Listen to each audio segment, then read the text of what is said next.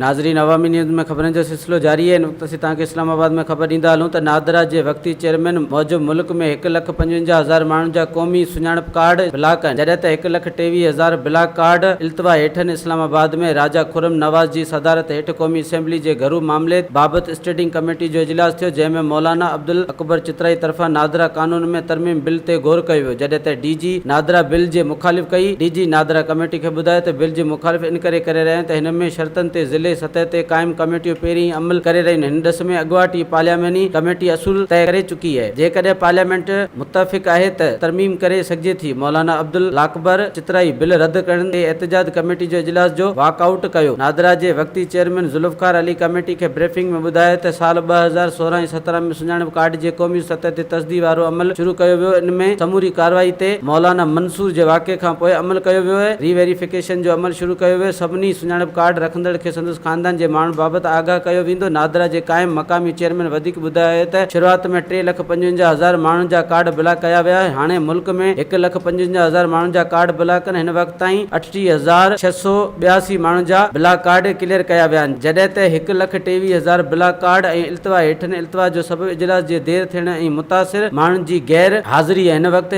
1,48 million माण्हू नादरा सां register आहिनि। चेयरमैन जो चवणु आहे त जिन बाबति ॻुझा इदारा रिपोर्ट कंदा, हिननि जा कार्ड ब्लॉक कया वेंदा। वधीक ख़बरनि ऐं तफ़सील लाइ विज़िट कयो अवामी news Facebook page, YouTube page ऐं अवामी न्यूज़ वेबसाइट।